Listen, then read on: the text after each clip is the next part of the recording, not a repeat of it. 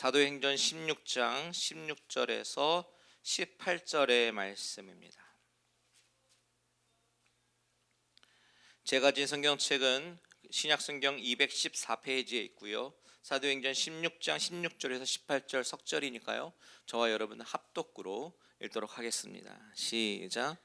우리가 기도하는 곳에 가다가 점치는 귀신 들린 여종 하나를 만나니 점으로 그 주인들에게 큰 이익을 주는 자라.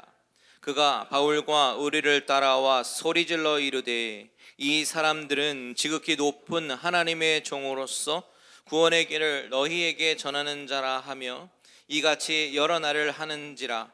바울이 심히 괴로워하여 돌이켜 그 귀신에게 이르되 예수 그리스도의 이름으로 내가 내게 명하노니 그에게서 나오라 하니 귀신이 즉시 나오니라. 아멘. 잠시 기도합니다.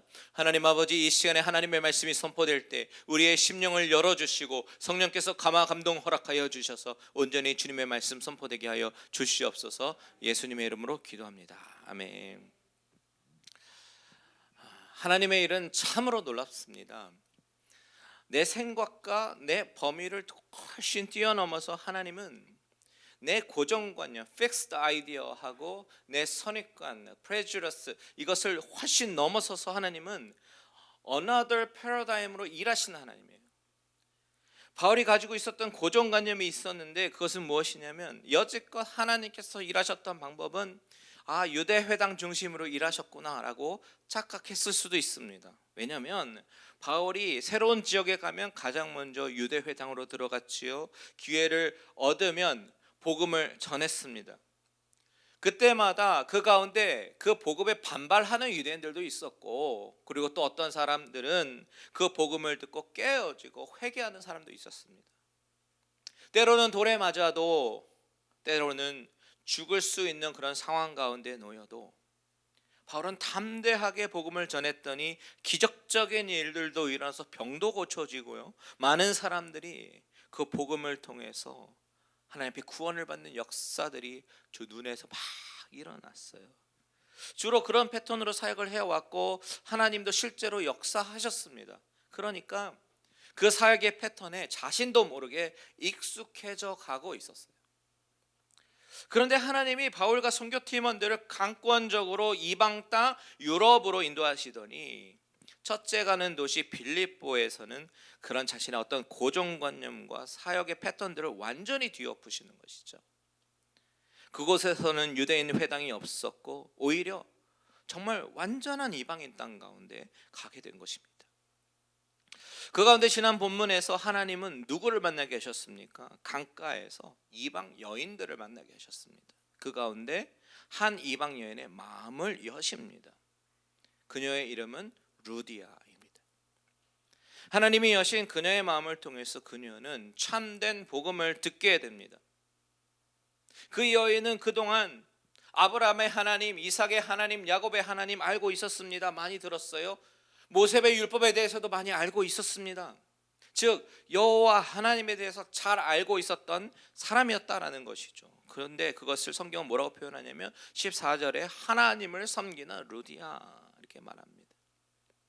그런데 진짜 복음은 듣지 못했죠. 고넬료처럼. 그래서 주님은 그녀의 마음을 여셨다라고 기록합니다. 하나님이 그녀의 마음을 여시니까요, 영의 귀가 열리고 새로운 복음을 듣게 되는 거예요. 새로운 사실을 알게 되었는데 그것은 구약에서 말씀하신 메시아가 이미 오셨다라는 사실과 그 메시아가 바로 예수 그리스도시다라는 사실을 듣게 됩니다. 그 예수 그리스도가 그동안 자신이 계속해서 고민하고 갈등해왔던 모든 죄의 문제들을 짊어지시고 십자가에서 돌아가셨다라는 그 사실과 그분이 사망의 권세를 깨시고 부활하셨다라는 사실까지 모두 듣게 됩니다. 그리고 그분이 보내신 성령님과 우리는 지금 함께 동행하고 있다, 이 사실을 들었어요. 놀라운 것은 그녀가 그 말을 듣는 중에 마음의 변화가 일어나기 시작하는 것입니다. 회심이 일어나기 시작하는 거예요. 그동안 죄인으로 살아왔던 그 모든 갈등과 번민 가운데 이제 그것을 벗어버리고 그런 싶은 그랬던 마음이 불일 듯 일어납니다. 그래서 그녀는 그 예수 그리스도를 accept하고 받아들이고 온 집이 다 세례를 받기로 결심합니다. 하나님, 이제 나는 주님을 나의 구주로 받아들이고 그분께서 하신 모든 구속의 사역의 은혜를 믿고 따르기로 작정합니다 라고 선포하는 그런 세례를 받습니다. 여러분, 이것이 바로 복음의 능력입니다. 사람을 변화시켜버려요. 그 순간부터 인간 루디아는 죽게 되고 새로운 여인이 태어났습니다. 하나님이 마음을 열어주시니까 어떻게 됩니까? born again, 출산하는 여인이 아이를 잉태하는 것처럼 새롭게 태어나고 일생에 알 수 없었던 문제들이 실타래같이 엉켜 있었던 문제들이 다 풀어지는 그런 역사를 경험하게 된 것입니다. 이 세 가지, 열리고 풀리고 다시 태어나는 것, 이것이 바로 그 열다라는 헬라어 단어 속에 담긴 세 가지 의미다라고 지난 시간에 살펴보았습니다. 그 루디아라는 여인이 예수를 받아들이고 믿게 되니까 놀라운 일이 생겨나기 시작하는데요, 그 집으로부터 빌립보 교회가 시작됩니다. 여러분, 바울은요 이 빌립보 교회를 너무나도 참으로 많이 사랑했습니다. 나중에 감옥에 갇혔을 때 이제 옥중 서신을 쓰잖아요. 편지를 쓰잖아요. 그때 빌립보서를 읽어보면 바울이 이 교회를 얼마나 사랑했는지를 알 수가 있어요. 빌립보서 1장 8절에 이런 말이 있습니다. 같이 읽습니다. 시작. 내가 예수 그리스도의 심장으로 너희 무리를 얼마나 사모하는지 하나님이 내 증인이시니라. 내가 예수 그리스도의 심장으로 너희를 사랑한다. 그 사랑이 얼마나 깊은지 하나님이 내 증인이시다라고 빌립보의 교회에게 사랑과 애정을 담아서 편지를 쓰는 거예요. 그런데 그렇게 빌립보 교회를 사랑하게 된 데에는 그 교회가 화려해서가 아닙니다. 이 교회가 대형 교회여서가 아닙니다. 좋은 시설이 있고 많은 사람이 있어서가 아닙니다. 오히려 그 반대로 너무나도 이상한 조합으로 이루어진 교회예요. 자주 장사를 하는 루디아, 이 여인은 참으로 부유한 비즈니스 우먼입니다. 그로부터 시작된 교회는 오늘 본문에서 나오는 귀신 들린 여종, 이 여종이 예수를 믿고 그 교회 멤버로 조인하게 됩니다. 또 뒤에 나오는 감옥에서 만난 사람들, 여러분 도저히 매치가 될래야 매치가 될 수 없는 그런 조합들의 사람들이 예수로 인해서 사탄이 묶고 있던 죄의 결박으로부터 풀어지고 해방됨을 경험하고 나니까 신기하게도 하나의 교회를 이루어갑니다. 이 교회 가운데 부어주시는 하나님의 특별한 은혜가 있었습니다. 너무나도 다이내믹하고 살아서 꿈틀꿈틀거리는 것이죠. 나중에 바울의 중요한 동역하는 교회가 돼서요, 물질로도 많이 후원하고 기도로도 많이 돕는 그런 교회죠. 그래서 이 교회 교인들은 바울을 너무 사랑하고 바울은 이 교회를 너무 사랑하는 그런 애정의 관계가 있었습니다. 여러분, 교회란 바로 이런 곳입니다. 도저히 매치될래야 매치될 수 없는 사람들이 모여서 조합을 이루면서 신앙생활을 하는 곳, 이것이 교회라는 것이에요. 나는 저 사람이랑 레벨이 안 맞아서 같이 어울리지 못하겠어 라고 세상의 관점으로 그렇게 생각했던 교만하고 오만한 자들이 복음으로 인해서 주여, 내가 이렇게 추하고 더러운 죄인인지 몰랐습니다. 나를 용서해 주세요. 땅을 치면서 회개하고 가슴을 치면서 회개하면서 나를 죄인으로 인식하고 복음 앞에 거꾸라지는 사람들이 모이는 곳이 바로 교회라는 사실입니다. 교회는 세상에서 성공하고 잘나고 부자들이 모이는 그런 사교 클럽이 아닙니다. 그렇다고 해서 가난하고 소외된 사람만 모이는 것도 아닙니다. 교회는 겉모양과 상관없이 죄인들이 모이는 곳이 바로 교회라는 사실이에요. 죄인이지만 그리스도의 십자가, 그리고 그분이 흘리신 그 보혈로 인해서 죄 씻음을 받은 사람들, 그 그리스도의 십자가가 구심점에 대해서 모이는 곳, 그것이 바로 교회인 줄 믿습니다. 바울은 교회를 사랑했습니다. 그런데 그보다 더 비교할 수 없이 하나님은 교회를 더 사랑하십니다. 왜냐하면 자신의 핏값을 주고 사셨기 때문에, 자신의 몸된 교회이기 때문입니다. 오늘 본문은 그런 유럽의 첫 번째 교회 빌립보 교회를 하나님 어떻게 이루어 나가시는가. 우리 16절 같이 한번 읽겠습니다. 시작. 우리가 기도하는 곳에 가다가 점치는 귀신 들린 여종 하나를 만나니 점으로 그 주인들에게 큰 이익을 주는 자라. 자, 여기에 보면 점치는 귀신 들린 여종이 소개되고 있어요. 귀신 들렸다라는 표현을 보통 우리는 영어로 possession이라는 얘기를 씁니다. demon possession이라는 표현을 하게 되는데요, 그 의미는 악한 영에 사로잡혔다라고 이해하는 것이죠.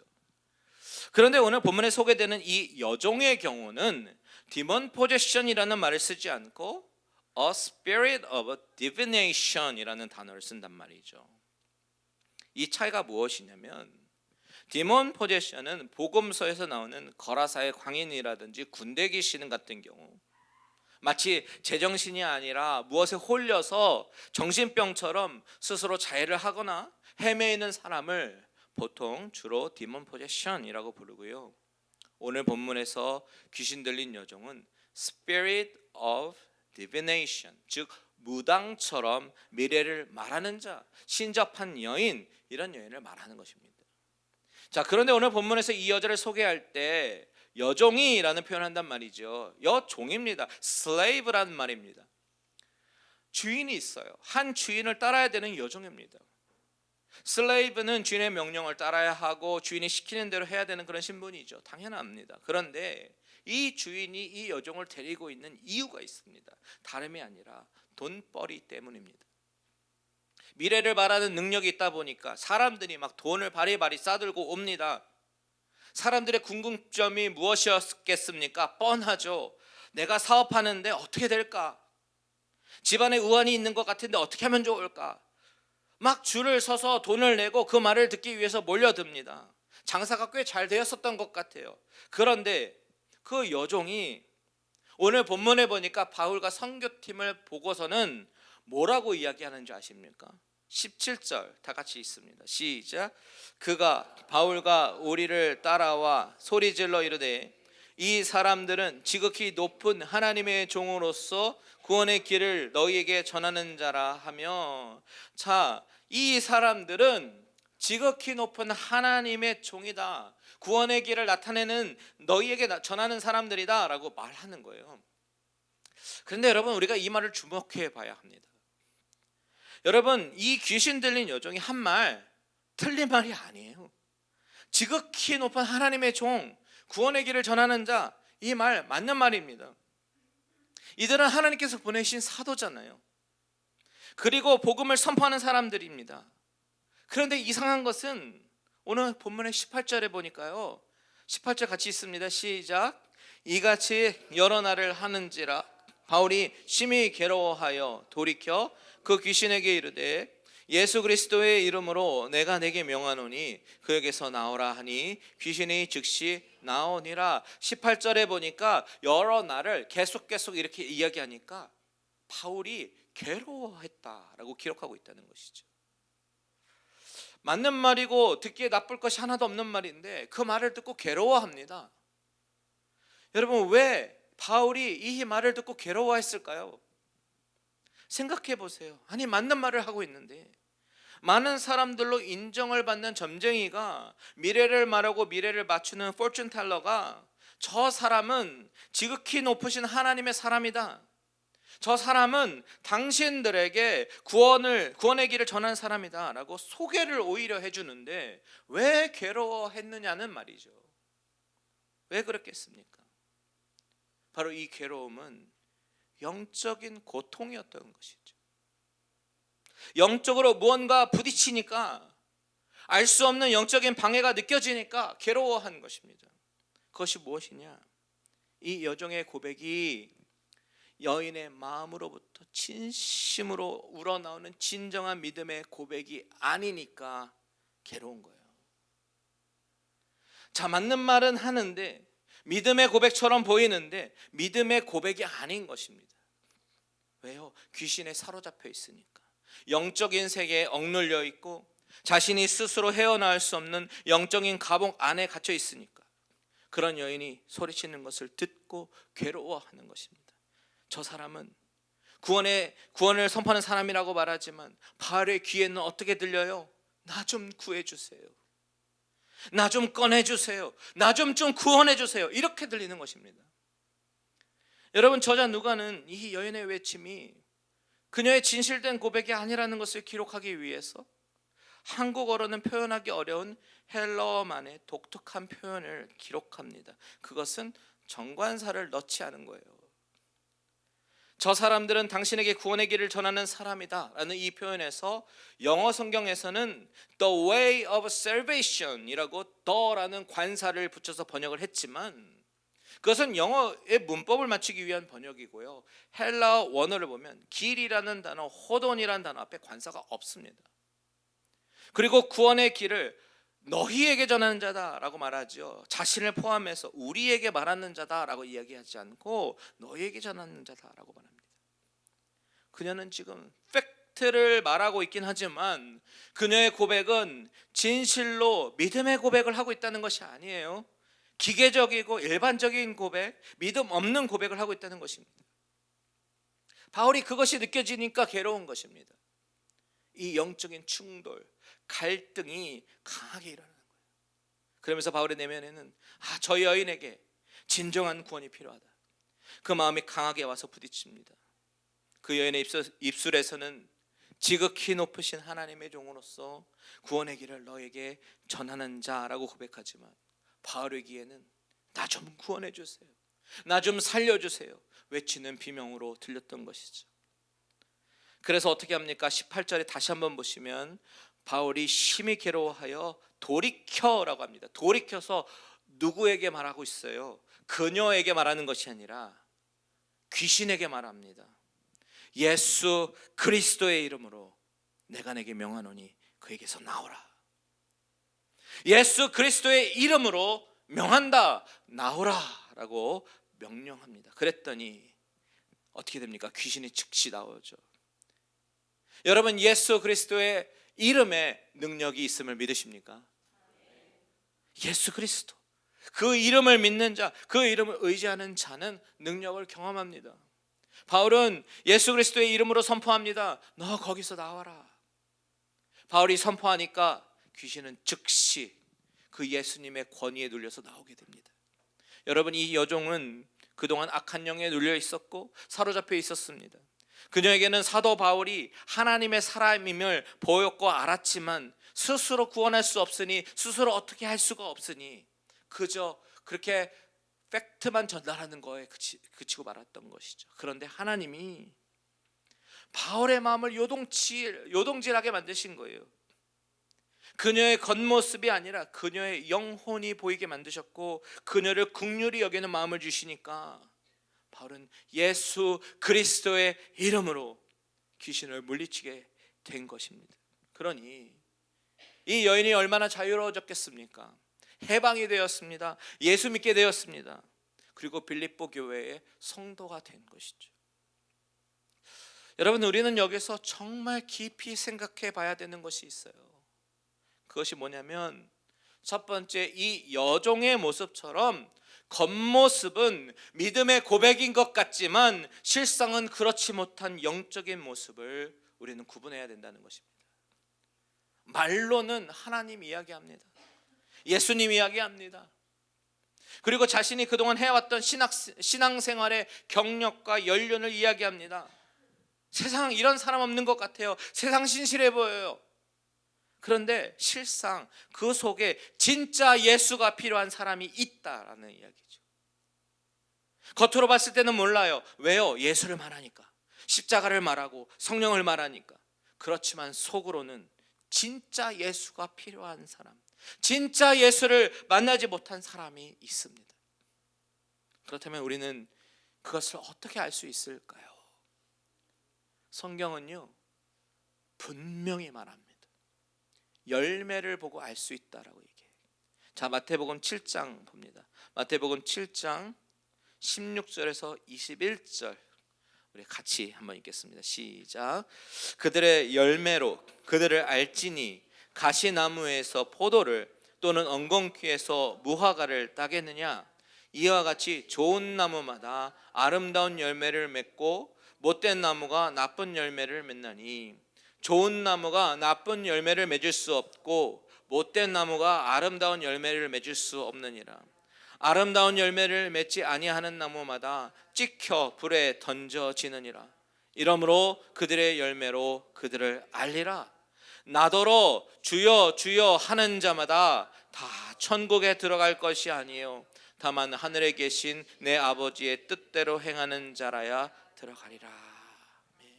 주님은 모호하게 말씀하시지 않으셨어요. 아주 분명하게 말씀하셨습니다. 열매로 안다. 좋은 나무가 나쁜 열매 맺을 수 없다. 못된 나무가 아름다운 열매 맺을 수 없다. 이렇게 말씀하셨습니다. 겉으로 보면 다 주여 주여 하지만 다 천국에 들어가는 것이 아니다. 다만 하늘에 계신 아버지의 뜻대로 행하는 자가 들어간다라고 말씀하셨어요. 여러분, 주님 외친다고요, 주여 주여 한다고 겉모양으로 천국에 가는 것이 아니라고 말씀하셔요. 참 두려운 말씀입니다. 우리가 우리 신앙을 냉철하게 다시 한번 점검해 봐야 돼요. 그렇다면 열매로 안다고 하셨는데 어떤 열매를 말하는 것이겠습니까? 바울은 여기에 또 명확한 기준을 제시합니다. 갈라디아서 5장으로 가봅니다. 갈라디아서 5장 17절에서 21절인데요 17절 18절 제가 읽고 19절부터 같이 읽겠습니다. 육체의 소욕은 성령을 거스르고 성령은 육체를 거스르나니 이 둘이 서로 대적함으로 너희가 원하는 것을 하지 못하게 하려 함이라. 너희가 만일 성령의 인도하시는 바가 되면 율법 아래에 있지 아니하리라. 같이요, 시작. 육체의 일은 분명하니 곧 음행과 더러운 것과 호색과 우상 숭배와 주술과 원수 맺는 것과 분쟁과 시기와 분냄과 장짓는 것과 분열함과 이단과 투기와 술 취함과 방탕함과 또 그와 같은 것들이라. 전에 너에게 경계한 것 같이 경계하노니 이런 일을 하는 자는 하나님의 나라를 유업으로 받지 못할 것이요.